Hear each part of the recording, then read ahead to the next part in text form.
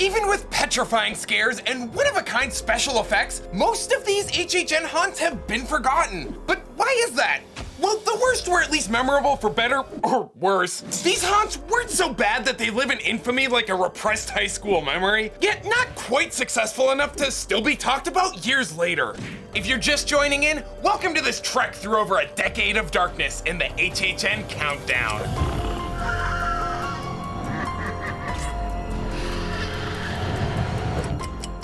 I'm the one and only SixBillium, and here's a quick recap of where we stand in the rankings of 125 haunts. 5 events still have yet to showcase a worst, but spoiler alert, it'll be down to 4 after this first entry. But we aren't just ranking haunts. We'll uncover some of HHN's secrets and explore the event's history throughout this series, while also using Orlando's own Heralds of Fear to examine what parts of these haunts are well worth remembering, or to highlight what exactly was missing to create a truly unforgettable experience. Now let's head back to Haddonfield and visit my best friend Mikey. Hey buddy, you get to be first this time, which I guess isn't necessarily a good thing. But don't worry, I promise you'll be number 1 at some point in this countdown. 2018's Halloween 4, The Return of Michael Myers, was a solid but unspectacular entry in the slasher pantheon, much like the film it was based off. Omitting the strongest scenes from the source that played with depth and misdirection in favor of trying to outdo the perfect execution of jump scares from the first outings wasn't exactly the right move. Thus, this entry is where Halloween became less about tension and payoff and more about Michael Myers, the jump scare celebrity. But there's still just enough here to keep the franchise from feeling too stale, with a handful of costume changes for our leading man, and a handful of spectacular set pieces, including my favorite finale of the 4 Halloween haunts, where stellar lighting and blocking elevated a relatively basic idea. Which is what I feel 2014's Roanoke Cannibal Colony lacked. While still a bloody good time, this transitional haunt trailblazed the use of multiple outdoor facades and in-between nooks, but never quite struck the right tone. I've seen drunk history sketches that were more chilling.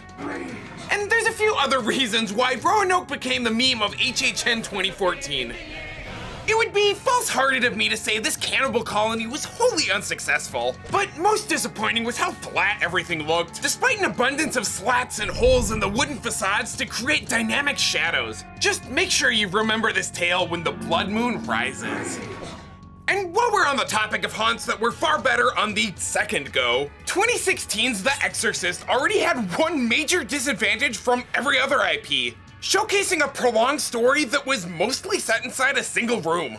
Luckily, some inventive effects helped lay a strong foundation, with each journey into Reagan's bedroom switching up the presentation for a journey more psychological than literal. Where The Exorcist needed to exercise more restraint was in the overlong sensory hallways. It was worth all the struggle to see 2023's Exorcist believer trim all that fat, but it's still a bit unfortunate that a haunt based off arguably the scariest film of all time is remembered more for its obvious gimmicks than for an unrelenting fear factor. But gimmicks aren't always a bad thing, especially when it comes to 3D haunts, constantly torn between wondrous innovation or simply reskinning the same old tricks. 2015's Asylum in Wonderland 3D, the Shrek Theater's first haunt, was not an all-star, presenting some incredibly unique ideas held back by the notion of what a 3D haunt quote-unquote should be. At least many of these sets were more detailed than others we've already explored, and I seriously need more 3D haunts to stop skimping on the physical sets. When this asylum wanted to get crazy, it was an unhinged madhouse. But unfortunately, there are no happy endings in this Wonderland for Alice or ourselves, as the worst parts of this haunt were simply recycled and reused, and then once again recycled and reused for 2016's Lunatic's Playground. But that's not to say that reusing props or ideas is always a bad thing. There's a comfort in familiarity and a nostalgic factor to seeing these ideas make an appearance year after year after year, even sometimes to the point where they become almost unrecognizable. But I'm not gonna spoil that type of innovation quite yet, so you'll have to stay tuned. The pitfall, of course, is that repetition can easily breed boredom or apathy, and sometimes it is just lazy design. But if the shoe fits, sometimes the best idea isn't to waste time, energy, money, and resources on brand new designs. Cue The Walking Dead Swan Song in 2016, a fifth outing revisiting the strongest moments of the series. Approaching familiar scenes from a different angle helped prevent this one from completely feeling like a purposeless repeat. With a handful of new environments and scenes, plus the integration of the stellar set pieces forgotten in the tepid reception of 2013's Walking Dead streets. 2016's showing certainly wasn't perfect, and definitely a couple years overdue, but at least I can say I feel like it did justice to the show. Something I really don't think either of the Stranger Things sequels accomplished, but just let me explain. 2019's outing specifically seemed like a mission statement for the current direction of HHN, the Halloween event that can create these larger-than-life, big-budget spectacles that you can't find anywhere else, even if that statement comes at the expense of the scares and the story. Still, one of the longest haunts ever created for the event, Stranger Things 2 did showcase a decent balance between effects-driven character moments and show-stopping action sequences, but the nostalgic wonder of Hawkins was few and far between. As we said last time, every scene needs to matter, and even though a good chunk of this haunt looked fantastic, not many scenes had a lot to say, losing steam in seconds after the initial sheen wore off. Every good horror series has a Creature of the Week episode, and there's always one idea that doesn't land. For me, that was 2019's Nightingale's Blood Pit, a prequel to 2011's most horrifying haunt. Well, certainly one of the most aggressive journeys on this countdown. Devolving the Nightingales to a more primitive and animalistic form also created the biggest pitfall of Blood Pit by inadvertently removing their calculated personalities. When the story is simply bloodshed and darkness without being daring enough to fully commit to either idea, it doesn't really matter what is wreaking havoc. Nightingales, scolders, yeti, theme park vloggers, the jump scares are effectively all the same. Blood Pit had flashes of brilliance, but the gamble of replacing heart-pounding horror with gut-wrenching gore didn't always pay off, and this next one also took a huge gamble. You could easily argue that the lack of a solid story caused many of these past haunts to flounder. So why rank 2021's Revenge of the Tooth Fairy, a quintessential storybook experience, so low? Well, it certainly isn't due to the sinister fairy tale narration, or the huge grab bag of tricks and scare tactics within this deadly fairy jubilee. And it's hard to place exactly how a haunt that so successfully deviated from the established formula didn't quite click with most. I think it comes down to the pacing and blocking of the set design. Many scenes feeling cramped or rushed, and empty hallways dragging on forever without any surprises. And little James Westthorne gets the big baby reward for being the most annoying character ever created for HHN. And you thought the drunk guests were bad. Where Tooth Fairy's story was maybe a bit overlong, HHN's first video game haunt, 2013's Resident Evil, Escape from Raccoon City, was a boss rush that was over in a flash, suffering from a similar issue of too many ideas packed inside. With ginormous set pieces and scares from every direction as our favorite heroes blasted away at villains that were larger than life. It was a lot to take in, and I wish I could have paused this game to admire all the care that went into crafting this faithful adaptation. Unfortunately, the only time that happened was in the only room where absolutely nothing was going on. But perhaps that brief respite was Universal's plan all along, as every single scare is designed around one simple idea. A maze is built on a cause and effect scenario. We want our guests to feel like they're in control when in fact we have them from the moment they walk into one of these sound stages to the moment that they leave. They're ours. And at its core, the art of the scare is simply misdirection. Any trick or tactic that the designers can use to have us lower our guards for even a second. Whether it's something obvious, or a tactile experience, or maybe even a big stinky, it all serves to make that pivotal scare that much more effective. When you rely on only one herald for misdirection, it feels choreographed. But when all five work in harmony is when you've got a haunt that's worth wetting your pants for. Looking back at the haunts on this countdown, many of them contain a ton of scenes with a single focal point. They aren't kinetic and thus aren't remembered for their scares. But as we continue on, you'll start to see more uses of movement and camouflage, where the environments hide the scare, not highlight it. Showing is always far more effective than simply telling. Just ask the ghost with the most in 2021's Beetlejuice. Oh man, Mom, you didn't get the right Beetlejuice. Anyways, this haunt was distinctly unique with a lot of rarities for HHN. Askew sets designed like I've never seen before, animatronics and huge puppets, and enclosed rooms with ceilings. I can't deny that Beetlejuice not only looked, but also felt unlike any other haunt I've seen at HHN, with its wondrous design and ambience. There was so much to see in this zany world, so the decision to abandon that halfway through in favor of endless story vignettes with boring and basic designs is baffling, and quite frankly, exhausting. A good narrative is important, but not more so than an expansive and immersive environment. And yeah, I'd say the original horrors of Plumbhouse from 2017 accomplished both of those better than the last half of Beetlejuice. I'm not gonna argue that it's a perfect haunt, but I will argue that these are some of the best IP scares the event has seen in my 14 years. Even if the connective tissue wasn't the strongest, these demons introduced many to what true terror feels like. Even that generic boo box finale managed to feel both purposeful and petrifying. And for once, the purge wasn't even that bad. But had Ouija officially made it into the fray instead, I think this Blumhouse haunt would have given Scarecrow the Reaping a run for its money. Yet there was another haunt from 2017 with even bigger last-minute changes. Across the park, Warped Tour-inspired The Fallen may have featured the infamous brown note, but this epic was stripped of its Angels vs. Demons theme late in the game. After literally dropping the angels from this haunt, The Fallen became a pretty standard version of hell inhabited by some brilliantly costumed demons. But without a true conflict in this battle of light and dark, it was hard not to feel the sting of repetition venturing through this hellscape that felt like a self-serious horror movie at its best and a conglomeration of half-baked HHN staples at its worst. Not enough space for anything to truly shine. Though none of that could take away from the quality of these amazing sets, it's still a bummer that this morbid and grim haunt has fallen into relative obscurity. But you don't have to worry about that happening to 2019's Killer Clowns from Outer Space. And while these kooky costumes and crazy characters were some of the finest at HHN, the haunt rarely did more than provide a backdrop for their antics. And I can't necessarily blame Universal. I mean, the entire story of Killer Clowns is essentially just killer clowns, and that's it. Much higher on the entertainment factor than the wow factor, these character-centric haunts aren't always my go-to because my favorite parts of the event generally end up in the background. But even so, I think Killer Clowns highlights one of HHN's Achilles heels.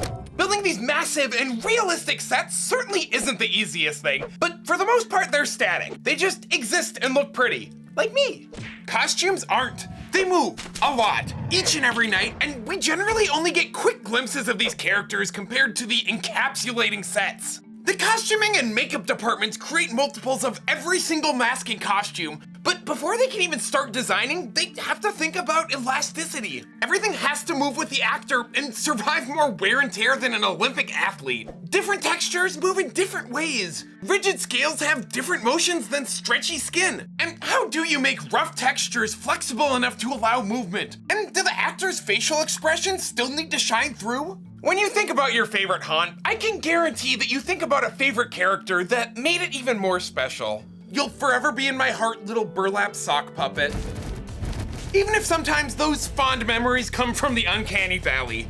2012's Alice Cooper, Welcome to My Nightmare, may not be the best musical haunt that HHN has seen, and it might be more horror adjacent than horrifying in a few too many places, but this macabre music video still had its share of spooky tricks and an unmistakable atmosphere the event still hasn't been able to recapture. You can't find Halloween party vibes more legit than this, and speaking of parties, 2010 Zombiegeddon had a darkly humorous twist on the zombie subgenre, with the celebration in the adjoining zombie grass scare zone happening in tandem with the events of the haunt.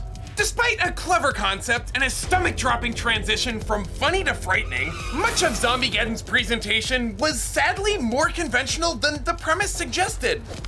After The Walking Dead were able to retire a zillion dollars richer, American Horror Story was the next IP juggernaut to take over HHN. And while I can't say it was ever boring, man, was it overstuffed despite a gargantuan footprint. With scene after scene with new characters, and then 5 seconds later, more new characters and a new scene, and now new season and 3 new characters and a new location and a new scene, and then another season with 18 locations and 12 new characters and the same actor but different character, and see what I mean? No room to breathe. The scariest part of American Horror Story was having to remember all these new faces and places like it was the first day of school. That's not to say there weren't some standout scenes and a hefty dose of atmosphere, but American Horror Story wasn't worth the sum of its parts. And in a few episodes when we visit part 2, you'll see just how great this could have been. Even 2021's massive anniversary mashup, Welcome to Scary, Horror in the Heartland, wasn't anywhere near as crowded, but it was about as disjointed. Mashup haunts are always difficult when there's only 1 or 2 scenes to provide enough context for a satisfying payoff, and Scary suffered from transitions that were just too subtle to follow, even for hardcore HHN fans like myself. I'm certainly still giddy like a schoolgirl to see many haunts most of you have never heard of brought back to life, and although I could go on and on about the lore and Easter eggs, the fact remains that Scary was simply good, not great, presenting this larger-than-life location about as straight and narrow as possible. Sure, it was nice to stroll through memory lane, but I wanted to explore Kerry, Ohio as a living, breathing town, and not just flip through the cookie-cutter postcards at the drugstore.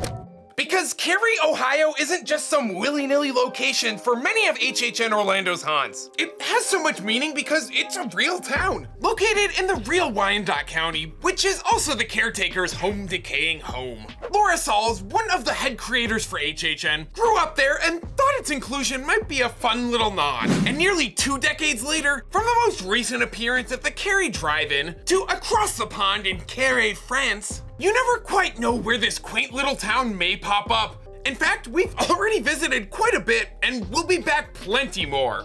Since its first official appearance in 2008's landmark scare zone, The Schoolhouse, nearly every reference to Carey has evolved into something much more compelling than a simple Easter egg, and is essentially canon to the lore created just for HHN. Frankly, I don't think the event would be what it is today without Carey. A theme is very, very important to the guest. Kerry, Ohio is one of 2 concepts that, to me, are quintessentially HHN, and the other also has strong ties to the mysterious. So let me know down below if you want an entire video exploring the complex history of Kerry, Ohio. But if you want Easter eggs though, there were plenty hidden in 2022's Descendants of Destruction, which encapsulated HHN's best and worst aspects. Those bioluminescent caves were so impressive, it's a head scratcher why they weren't introduced sooner. Descendants of Destruction certainly wasn't bad, but a majority of it merely felt directionless, meant to show the timeline of this apocalypse over hundreds of years, boring parts and all. When firing on all cylinders and embracing its own unique identity, Descendants of Destruction ranks as one of the strongest haunts of the genre at HHN. But maybe it shouldn't have had so much competition. Gritty. Disgusting. Wretched.